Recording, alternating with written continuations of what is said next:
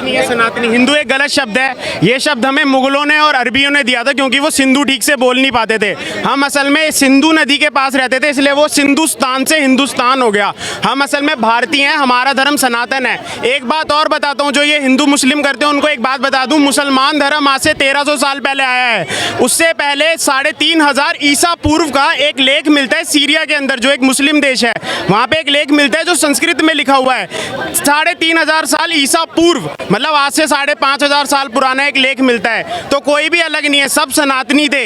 बाद में जैसे एक पेड़ की अलग अलग टहनियाँ होती हैं, उसी तरीके से अलग अलग टहनियाँ हो गई, कुछ टहनियाँ गिर गई जो आज हमारा विरोध करते हैं कि हमें। लेकिन उस पेड़ की एक टहनी ऐसी क्यों हो गई जो गला काटने की धमकी देने लगी? क्योंकि उनको ये बहुत समय तक ये चीज़ें सिखाई गई, पहले ऐसा कुछ नहीं था। इनफैक्ट अगर आप इनका रिलीजन में आप पढ़ोगे, कुरान में ऐसा कहीं नहीं लिखा कि आप किसी का गला काटिए।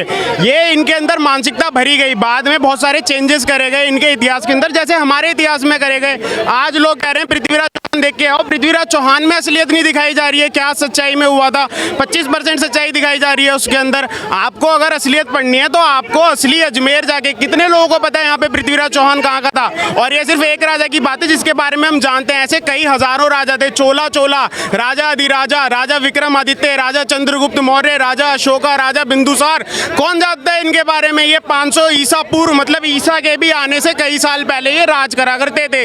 यहाँ के जब लैट्रिन के सिस्टम देखे थे ना अंग्रेजों ने 200 साल पहले, वो हैरान हो गए, कह रहे अरे इतनी अच्छी लैट्रिन, उनके वहाँ पे पानी बहता था सड़कों पे, यहाँ की जब उसकी खुदाई हुई थी। लेकिन हमें तो यही पढ़ाया गया ना कि अकबर महान है। यार ये पढ़ाया गया है तो आप सिर्फ वही किताब क्यों पढ़ते हो? ऐसी बहुत सारी किताबें हैं, आप सब कुछ क्यों नहीं पढ़ते हो? आप एक ही किताब क्यों पढ़ते हो? आप और क्यों नहीं पढ़ते हो? आपको किसने रोका है? अच्छा ये बताइए, जिस तरीके से अभी नमाज के बाद हिंसा हुई है, कितना सही मानते हैं उसको? मैं वही बता रहा हूँ, देखो इसके ऊपर मैं सही गलत तो मेरे को उनका मैं नहीं जानता, लेकिन एक बात कहना चाहूँगा, परित्राणाय साधूनाम विनाशाय च दुष्कृताम। मतलब अगर कोई साधु भाव से रहेगा तो हम उसकी प्रार्थना करते हैं, और अगर कोई दुष्कृत मतलब दुष्ट प्रवृत्ति का होगा तो उसका विनाश जरूरी है, उसके खिलाफ अगेंस्ट से मतलब एक्शन होना चाहिए सख्त से सख्त। दूसरी बात, अहिंसा परमो धर्मा। हिंदू धर्म कहते हैं, हिंदू नहीं सनातन धर्म, सनातनी कहते हैं अहिंसा परमो धर्मा, धर्म हिंसा तदेव चा। मतलब अहिंसा हमारा परम धर्म है, लेकिन धर्म मतलब सत्य धर्म, हिंदू धर्म नहीं, सनातन धर्म। मैं कभी नहीं कहता मेरा हिंदू धर्म है, सनातनी हूँ, हिंदू हूँ ही नहीं। ये गलत शब्द दिया है हमें उर्दू वालों ने और ये अरबियों ने हमें सिंधु, क्योंकि उनसे सा नहीं बोला जाता तो हिंदू बोलने लग गए हमें। सनातनी हूँ तो अहिंसा परमो धर्मा और धर्म हिंसा तदेव चा। अहिंसा मेरा परम धर्म है, लेकिन अगर धर्म के लिए कोई हिंसा है तो यही कुछ बातें हैं, और सब एक हैं, सब भाई हैं। कुछ बरगलाया जा रहा है आपको, तो आप पूरी हिस्ट्री पढ़िए, एक ही किताब मत पढ़ते जाइए, बहुत सारी चीज़ें उसको पढ़िए, तब समझिए। जो टीवी में दिखाया जा रहा है, सोशल मीडिया पे दिखाया जा रहा है, उससे इन्फ्लुएंस ना हुई है, खुद भी पढ़िए, कुछ किताबें पढ़िए। हमने किताब पढ़नी छोड़ दी जब से सोशल मीडिया आया। ये किसकी पॉलिसी थी? अंग्रेज़ों की। लेकिन एक बात बताइए, आपने बोला कि भारत में जाति नहीं होती, सब सनातनी होते हैं। सब सनातनी हो जाएंगे तो फिर तो ये हिंदू मुसलमान के बीच का भाईचारा खत्म हो जाएगा, इससे खत्म हो जाएगा। सब भाईचारा भाई हो जाएंगे, सब भाई हो जाएंगे, सब दोस्त हो जाएंगे, सब। यार बुद्ध भगवान संधि विच्छेद कभी करके देखिएगा भाई साहब। जो बुद्ध आए थे 500 ईसा पूर्व, वो यहाँ आते हैं, वो आपके योग के बारे में पढ़ते हैं और उसको आगे चलाते हैं। सनातन धर्मी थे, यहीं हिंदुस्तान के रहने वाले थे, उनके पिता भी। जैन आते हैं, वो भी यहीं से थे। सिख आते हैं, वो भी यहीं से। इनफैक्ट मैंने आपको बताई सीरिया में जो शिलालेख मिली है, तो मतलब वहाँ पे भी सनातनी रहा करते थे, जो संस्कृत में कुछ लिख रहे थे वहाँ पे 3500 साल पहले। तो मतलब वहाँ पे भी सब सनातनी थे, उनको बाद में भ्रमित किया गया। ऐसी कुछ राक्षसी शक्तियाँ होती हैं जो हमें भ्रमित करती हैं, ये आती हैं। ये कलयुग है, ये कलयुग आ रहा है। इसके बाद पिछले 70 सालों में ऐसी कौन सी शक्ति थी जिसने सही इतिहास नहीं पढ़ाया? सही इतिहास उसने नहीं पढ़ाया। ऐसा हुआ कि अमेरिका और रशिया, ये अमेरिका है कैपिटलिस्ट और रशिया है कम्युनिस्ट पार्टी, तो ये हमेशा लड़ती रहती है वर्ल्ड पे पावर करने के लिए। रशिया और अमेरिका की लड़ाई है ये, कभी भी हमारी हिंदू मुस्लिम की लड़ाई थी ही नहीं, ये रशिया और अमेरिका की लड़ाई है। तो रशिया चाहता था कि हमारा राज हो देश के ऊपर, अंग्रेजों का राज खत्म होने के बाद। अमेरिका चाहता था हमारा राज हो। अंग्रेज, ऐसा नहीं हुआ था, अंग्रेज अमेरिका शिफ्ट हो गए थे। पावरफुल इंसान के लिए बॉर्डर नहीं होता, वो पूरे वर्ल्ड पे राज करना चाहते हैं। तो ये राज करने की टेक्निक थी, उसके लिए लड़वाया गया डिवाइड एंड रूल। पहले डिवाइड एंड रूल कुछ भी नहीं था।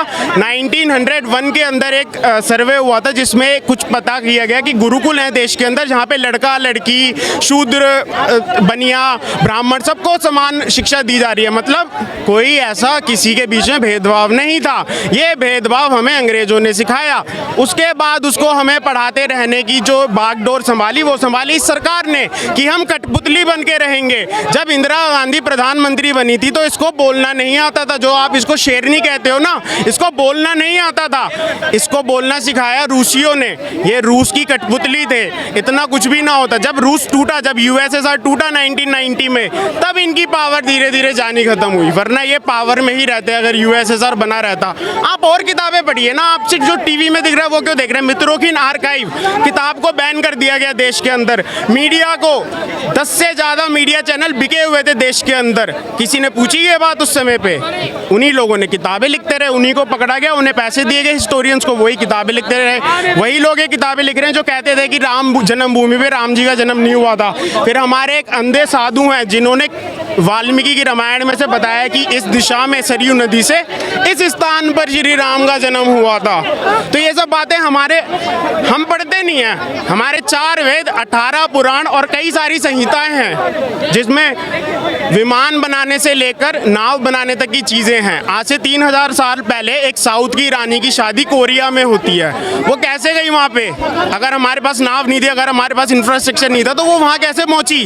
तमिल और कोरियन लैंग्वेज के इतने शब्द क्यों मिलते हैं? तमिल और संस्कृत लैंग्वेज के इतने शब्द क्यों मिलते हैं आपस में? सब एक थे, हम सब एक ही तरीके से रहा करते थे। कुछ लोगों के दिमाग में शैतानी प्रवृत्ति आई। कलयुग आना तो अभी ये कौन सी प्रवृत्ति के लोग माने हैं जो फिलहाल दंगा करते हैं? राक्षस प्रवृत्ति के लोग हैं जो ये दंगा कर रहे हैं। उनका कोई धर्म नहीं है, राक्षसी धर्म है उनका। मैं साफ कहता हूँ, मैं किसी को धर्म के नाम पे नहीं बांटता, सब सनातनी है, राक्षस धर्म है उनका। लेकिन अभी तो कुछ लोग जो मुस्लिम नेता हैं वो तो यही आरोप लगाते हैं कि बीजेपी मुस्लिमों को टारगेट कर रही है। देखो ये ब्लेम गेम तो चलता रहेगा, इसे ब्लेम गेम कहते हैं। जब कोई कुछ कर नहीं पाता, जो कमजोर इंसान होता है ना दिमाग से, एक कमजोर होता है शरीर से, एक होता है दिमाग से। जो दिमाग से कमजोर होता है ना वो ब्लेम करता रहता है कि ये इसने कराया, ये उसने कराया अपनी। तो क्या आप मानते हैं बाबा जी के आने के बाद में यूपी का प्रशासन सही हुआ है? देखो मैं आपको कुछ एग्जाम्पल बताता हूँ। 2008 के अंदर द्वारका एक्सप्रेसवे बनने की हुडा ने स्टार्ट करा था। उस टाइम पे सेंट्रल में कांग्रेस की सरकार थी, वहाँ जमीन के मुआवजे नहीं मिल पा रहे थे। 2014 के अंदर बीजेपी सरकार आती है, 2016 में वो उसको नेशनल हाईवे घोषित करते हैं। आज आप जाके देखिए वो हाईवे पूरा होने वाला है। जो 8 साल में काम नहीं हो पाया था वो 5-6 साल में बहुत तेजी से हो गया, वहाँ पे वो हाईवे कंप्लीट होने वाला है। तो इस तरीके से बहुत सारे काम हुए हैं। ये तो 1-2 चीज़ें मैं गिनाने बैठूंगा तो ऐसी बहुत सी चीज़ें हुई हैं।